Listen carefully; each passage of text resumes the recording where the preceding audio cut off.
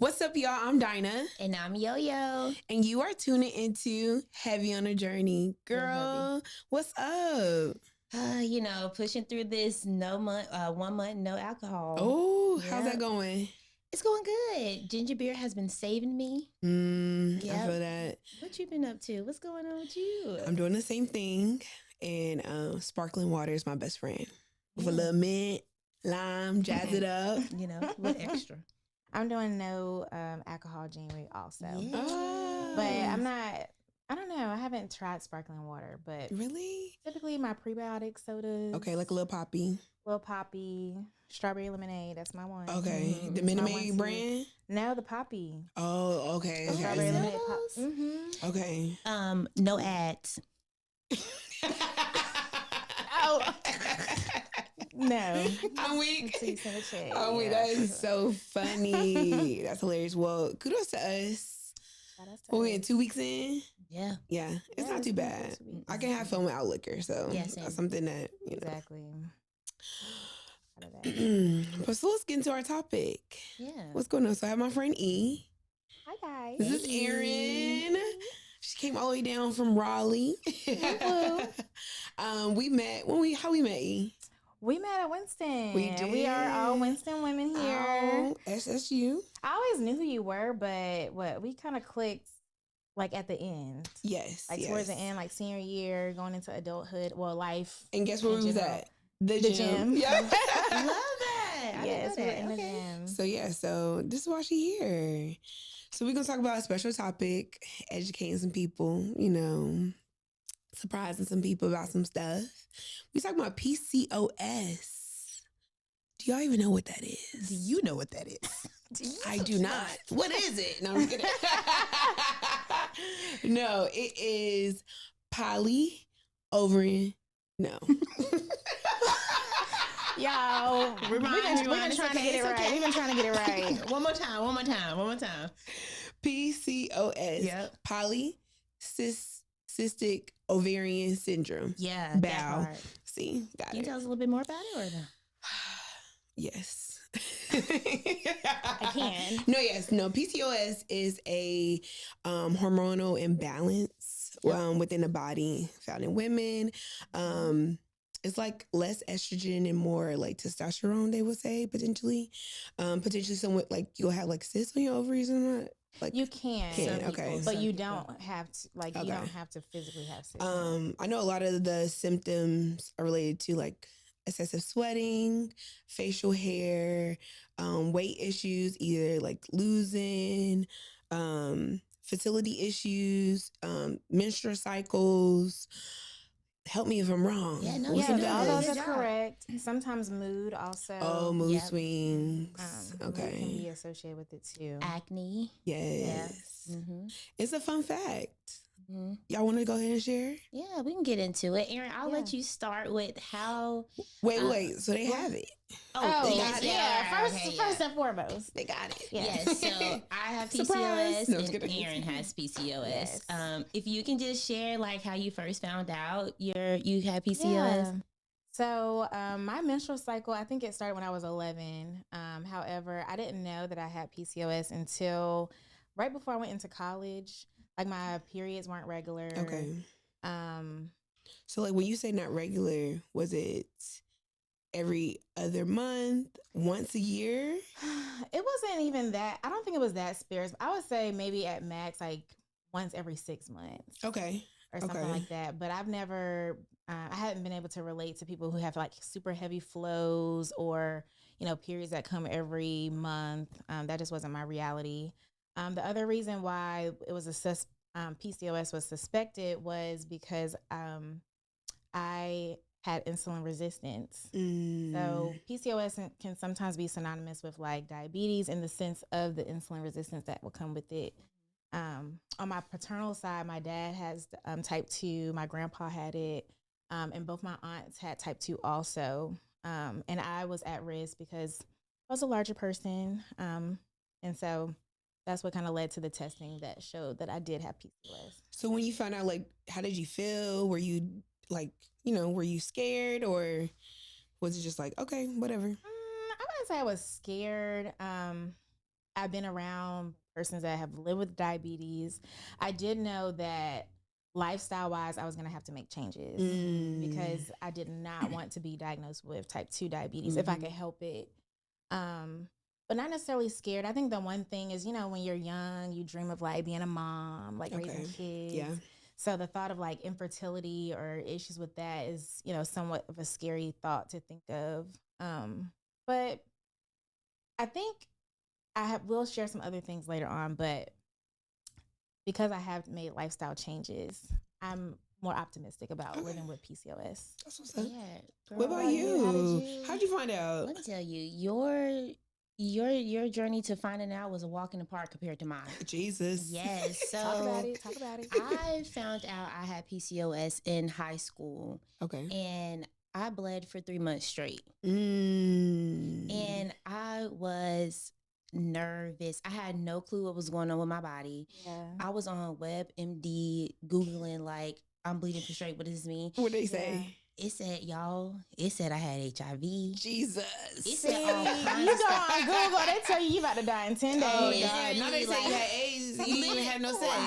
Girl, I'm like, what is happening? So, anyways, after bleeding for so long, I finally like told my mom. Was it like heavy?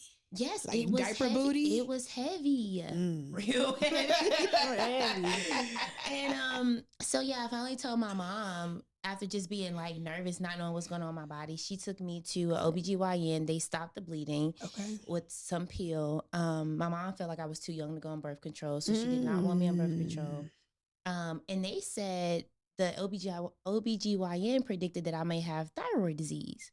And they were saying, you're going to have to be on medicine all your life. I called my sister crying. I don't want to have to take pills all my life. I'm only 16. Like, what's going on? That's a lot. It was a lot. And then, so we ended up going to a physician, and they said, you have PCOS. And to your point, Erin, they said the way to combat it is that I had to lose some weight, have a more cleaner diet.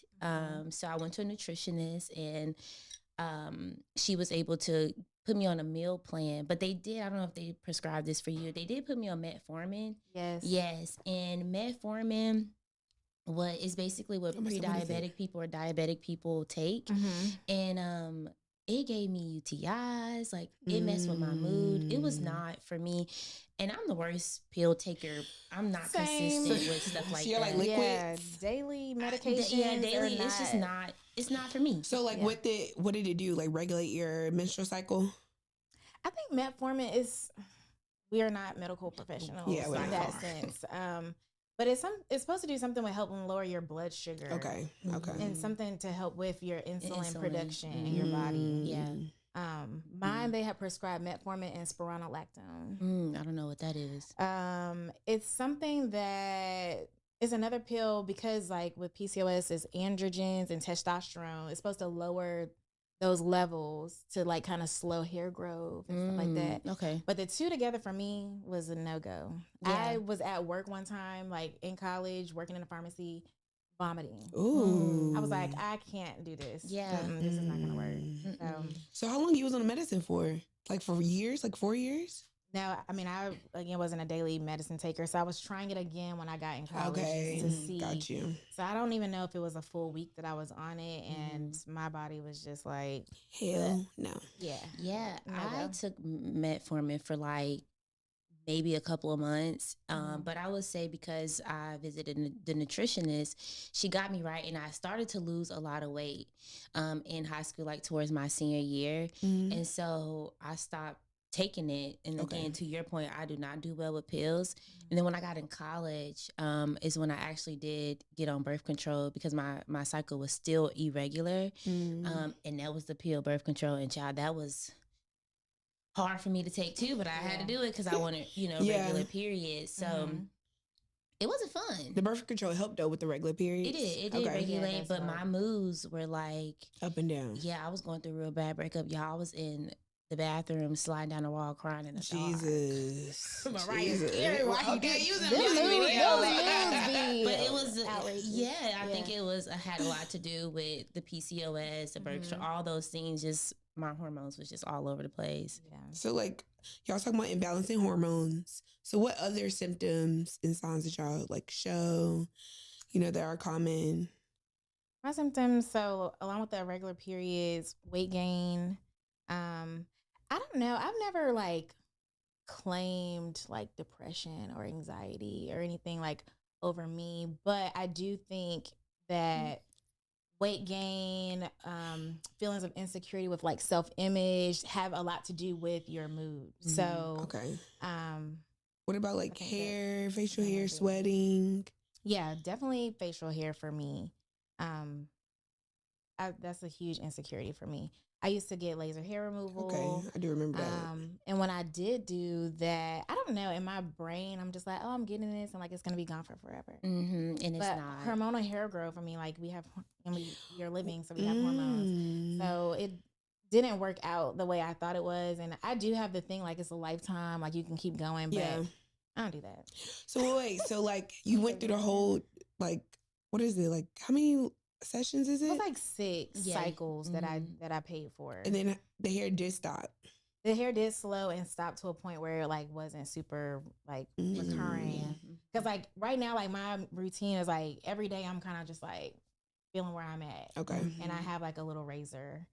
Because if you do laser, they tell you not to wax so that your hair is still growing out of the follicle well and your skin is not like covering up those Gotcha. areas. So I don't wax my face anymore, but I did get to a point where I bought a wax kit. Do you remember that time in college?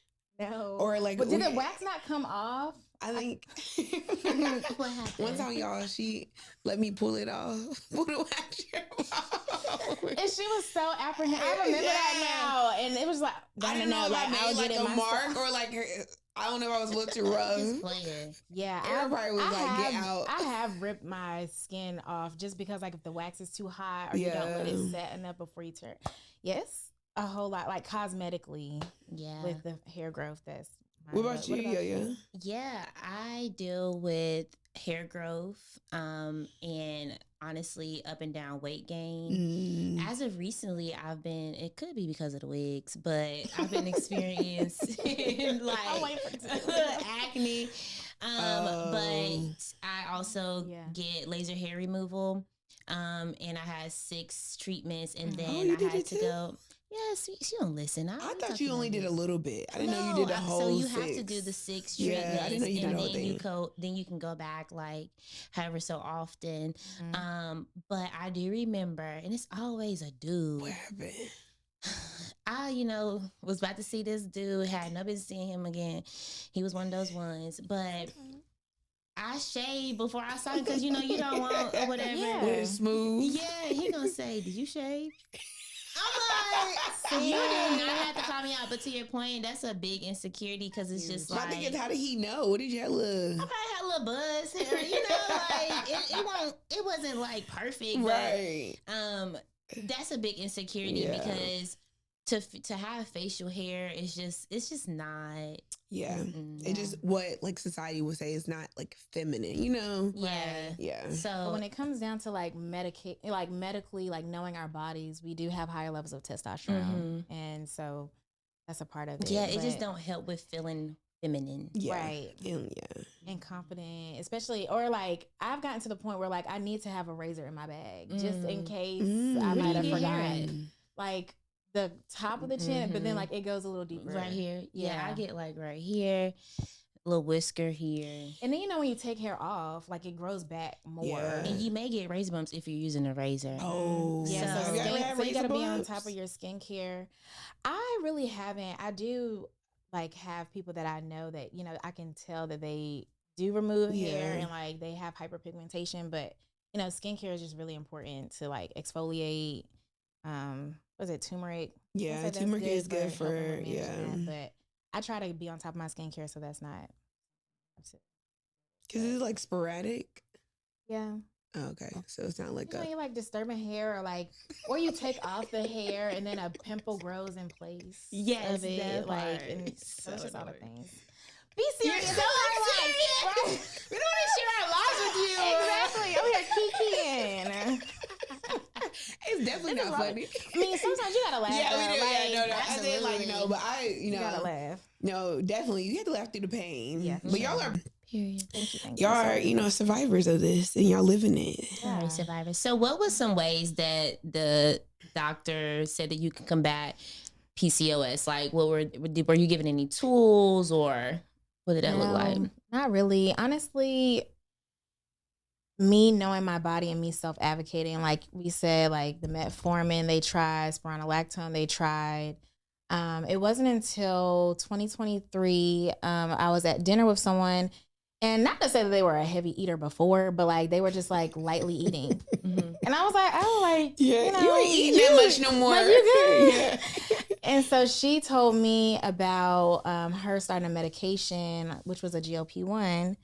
And I was like, you know, mind blown, never heard of it. And I did more research. I did a deep dive on TikTok. Okay. Found a whole like community of people. So for me, I had to self-advocate for myself because the primary care providers that I've had, you know, like you tell them how you feel, you tell them what's going on, and it's, you know, throwing medication here or there, but nothing to really like reverse or try to like help with the weight loss. Because my mom kept us busy, like as kids. Like I said, you've been active all your life, yeah, like sports.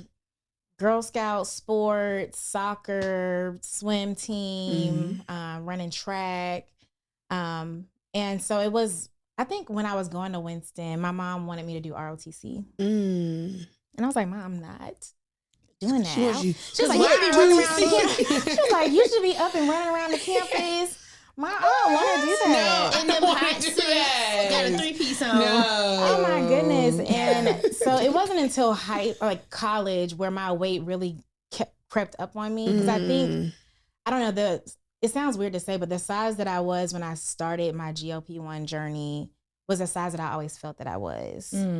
Like I was at my heaviest, but I felt like in my life I always kind of felt heavy. I get what you're saying. That body dysmorphia is something else. Yeah, so that makes sense. Yeah, so advocating for myself and like making sure that I'm doing things I need to do to keep my weight off so that I can feel better is something that helped me. Do you want to? Well, you have shared on like a public platform before your heaviest. What was your heaviest? My heaviest was 235 or maybe 237. Okay.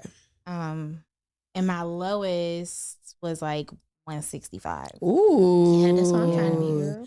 And this past year I've gained about 30, but I feel like I'm a healthy.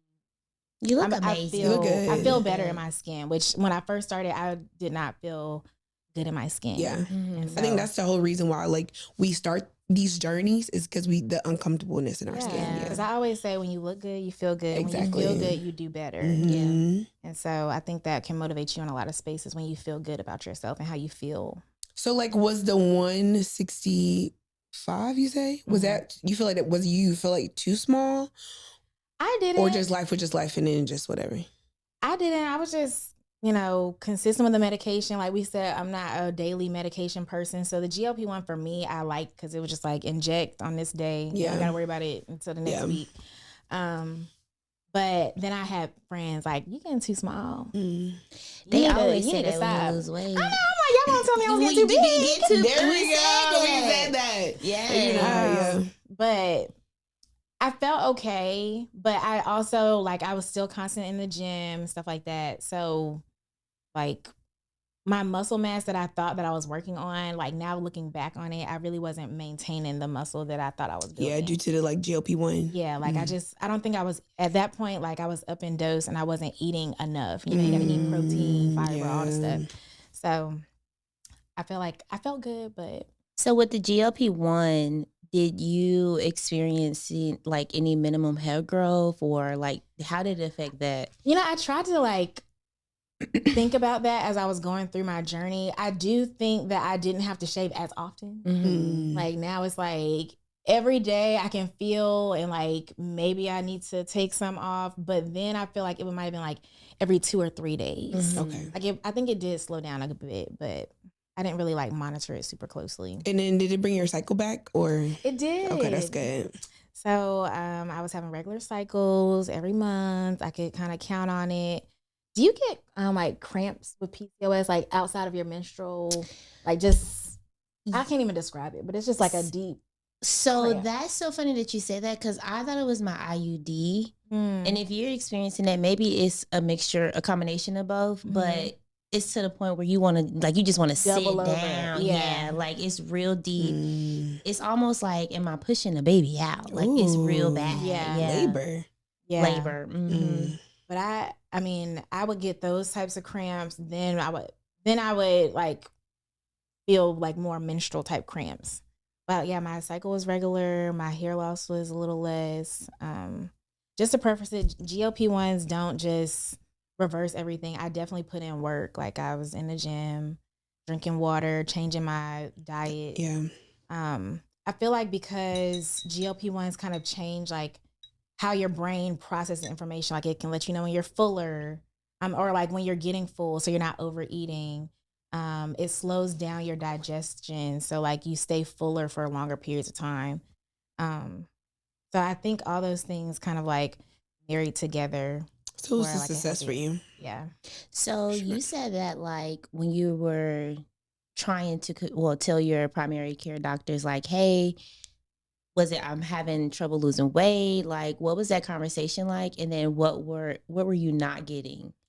I brought to them the GLP-1 medication in general. It wasn't like they were like, oh, here's this medication. So when I first started, I was using some like telemedicine. It's like, where like there was just a doctor who was just dedicated to prescribing the medication. Okay. So like my primary didn't even like initially start prescribing me the medication. And when I got established with one, maybe like a year and a half ago, she was like, she didn't believe in it, or like she wasn't listening to me, but I had other ways to get the medication anyways. Mm-hmm. And so once I saw her and she was kind of just like, no, like just continue to work out, continue to eat right. And then when I went back, like the 6-month checkup, and I had lost, I don't even know, maybe 15, 20 pounds or something like that. Then that's when she started believing in like, oh, like this has been working for you. So like I'll send over another prescription. Okay. Because really, I mean, this is just my little soapbox. Like people are treating their bodies better. They're losing weight. Pharmaceuticals are losing money because they're not having to prescribe chronic medications. So I feel like a lot of times they don't listen to you off rip. I didn't think about it like that. And so I think me putting in the work and like going to the gym, eating healthy, going back to her, then she believed in me a little bit more to then prescribe it, or she tried to prescribe it. But yeah, they didn't say this is the medication we have for you. It's crazy. That can fit. It's crazy just because you said in 2023, and then now we're in like 2026, and now it's just like everywhere, right? And it's like Serena boom, boom, boom, boom, yeah, boom, boom, boom, when boom. she popped out with it, I feel so yeah, because I remember when you started, it was like it was a thing, but it wasn't a thing, and then now it's like a thing. Yeah, and like I know like a couple people now that goes to like what it was like med spas or like you know when people can prescribe the medication, because sometimes getting the like name brand is more difficult, or if it's not in your formulary and stuff like that. But I've used the name brand medication. I've used the tirzepatide. I've used semaglutide. I've done the compound. So that's what I'm doing right now is the compound. Okay. What's the difference between the what you were doing earlier on and now? So now with the compound, it's just because my formulary doesn't cover it. So sometimes like you have to look at your prescription coverage for the year with whoever your insurance is by, and they'll kind of let you know what tiers of medications they'll cover. So because they don't cover it, I work for a hospital system, and there's a compounding pharmacy in my area that they kind of like defer people to go to get the medication. But tirzepatide is a GLP-1 and a GIP. Look up what those differences are. Does it sound like an ABCD? Sound like a lot of words. HIJKLMNOP. And then I think semaglutide is just a GLP-1. So it targets different receptors like in your brain when it comes to your body noticing changes and making changes for you. So definitely do a deep dive. I, like Dinah said, I was on a public platform. I used to like make little TikToks about it. Yeah, she definitely did. But like no one in my immediate community like were on GLP-1s or knew about them. So I really like found community through social media. Yeah. at first, and that was really helpful. But I've seen it really, help people in my family out. Like my dad, like I said, has type 2. He was on a medication, a GLP-1. His A1C got lower. That's good. His levels for his liver are like no longer like fatty or anything like that. So I've seen it improve. I think, do your research for yourself. Yeah. If that's something that is of interest or of a want for someone, don't compare yourself to other people because that's easy to do. But make informed decisions for your body. What you need. For sure. Yeah. What have you done to help?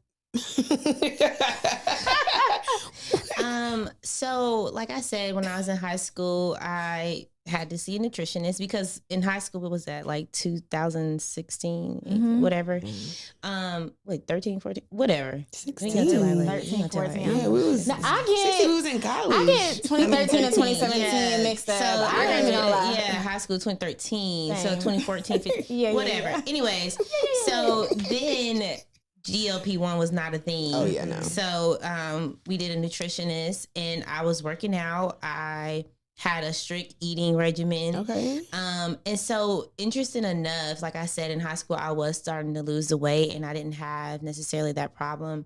Then when I got to college, things were a little different. You got fried chicken Wednesdays and everything else. The stresses of being a freshman, finding your way. For sure. So those boys driving you crazy.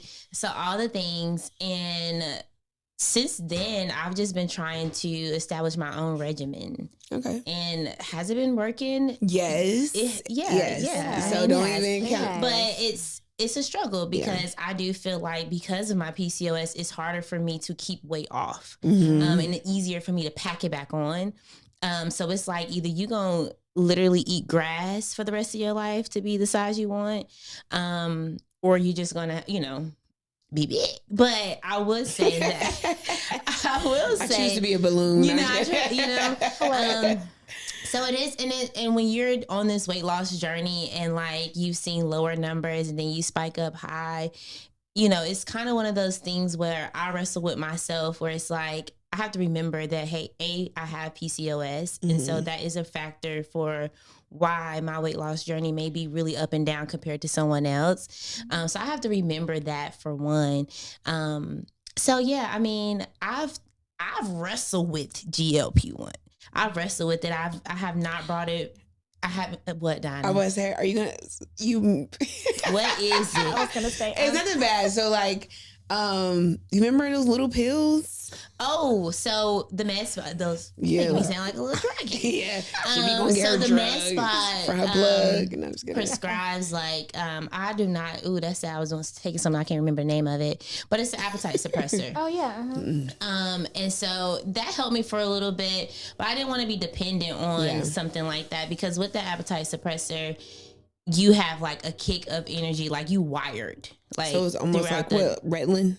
I don't know. Is that the 37.5 medication? Girl, again, Okay. I should have had a little bit more idea what was going on. Just taking stuff. Remember lose weight? Yeah, lose this. Yeah, take this and you lose weight. I'm like, yeah. So, but either way, it was on the bottle said might lose eyesight. Temporary blindness. You may not be able to walk. Literally. Just doing stuff, but it had you wired to the point where if I took it, I needed to take it earlier in the morning because I won't be able to go to sleep at night because I'm just up. So again, I didn't want to be dependent on stuff like that. So I got off of that, and now it's just been literally me, self, willpower and all the above.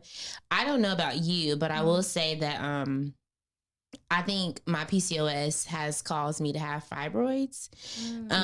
And the last time I checked, my fibroid was a half of a dime size. So the OBGYN wasn't concerned about it, but I feel it. It's uncomfortable. It's, so it's one of those things where they also say that if you eat cleaner, it'll come back, your fibroid can disappear and get smaller. So, and I know that may have been caused by PCOS as well. And I just also want to say that not all people that have PCOS are big people. That is true. They're not big people. You may see someone that's And that was one of her things that she struggled with was the acne. So I think that we just need to debunk the myth that if you are big, you have PCOS, or if you're heavy or a voluptuous woman, you have PCOS. And that's just not true. Yeah. PCOS could definitely look different on everyone. So that is factual. Absolutely. But life is heavy, you know? Girl, that's why it's heavy on the journey. I mean, it's like work, gym, eat right, drink water. Everything. Repeat. Go see your therapist. Okay. Oh, God. Like, eat, like, all the things. Yeah. But shout outs to us for showing up for ourselves and all the ways that we do. Yeah. And I'm, like, proud of us because I was just looking here and like, dang, all of us has been on a weight loss journey. It all looks different. And it's somehow we still at the same point. Like, we all been heavy, lost weight, gained a little bit, and we here fighting. Right. Yeah. Squaring up. We are still fighting, so I'm proud of us. And we all still look good. Like, like, you know, 10 across the board. And this shows like weight looks different on everyone, but also like even like if anyone is struggling, they gain, like just because you gain doesn't mean like you may gain all fat. It might be muscle. It may come back in different areas. You just never know. So look at it that way. Let's be positive. Yeah. My January 1st is starting this coming Monday. That's good. Yeah. Because it was supposed to start this past week, but we're not going to talk about that. But we're going to show up. As long as we continue showing up, that's all that matters. Right. That's all that matters. Yeah. Well, thank you, Erin. This was so good and insightful. We're so happy to have you on here. Yeah, it was fun. I hope you enjoyed yourself. I did. We'll bring you back. It feels weird, like, talking about yourself, but it's also like, it's life. I'm living it, so why not talk about it? You know what I mean? So thank y'all for having me. Yeah, you sounded real educated too. Oh, right. I'm like, oh, we got a doctor in the house. Yeah, got a doctor in the house. Like, she knew what she talking about. Meanwhile, I'm like, it was a pill. Hey, Erin, welcome to our This or That segment where I ask you this or that, and all you have to do is answer this or that. Okay. Gotcha. Would you rather hair thinning or hair you don't want? Hair I don't want. I agree. At least I can cut off what I don't need. I don't want to be in lack. Right. Don't want a receding hairline. We don't need that. Okay. Would you rather have bloating belly or the PCOS pouch? Give me the bloating belly because at least I can the pouch. This thing it's not going nowhere. I'm getting a surgery. Yeah, I guess I say the same thing because bloating, you can have a little pre or probiotic and let that go down. That PCOS pouch is stubborn. Yeah. Okay. Would you rather have energy crashes or insomnia nights? Insomnia nights. Really? I need my sleep. No, well, I'm a night owl anyway. Okay, that's true. I don't want to go through the day crashing with energy. Okay, that's true. Just give me a bloom. Again, no ad, and I'll be okay. I'll be good. I'll be Erin. Would you rather date someone with a 6-pack or a belly? Or a little bit of both. No, I'm just kidding. A little medium. Yeah, a little medium. But I guess really let me be true to myself. I would say a 6-pack. Mighty fit. If it comes down to that, yeah. I have to say, I'm gonna ask this. This has nothing to do with this or that, but since you started your journey, do you feel like now you want to date somebody who is in the gym? Absolutely. Yeah. Because I need you to care about your body and your health. And if we are going to be pursuing life together, have kids, I want those same kind of so I'm going to ask you this. Okay. Whether you meet somebody who got a whole bunch of money and a belly or somebody who's fit and broke. But why do I got to be broke, though? I mean, why tell you dirt broke? Well, baby, crazy. Give me the belly. Yeah, I'm about to say, give me the belly because at least we can get in the gym, honey. We're gonna use some of that money to go get the membership. Or get him a tummy tuck. You washing up in the gym, baby? Are you serious? Yeah, not fit and broke.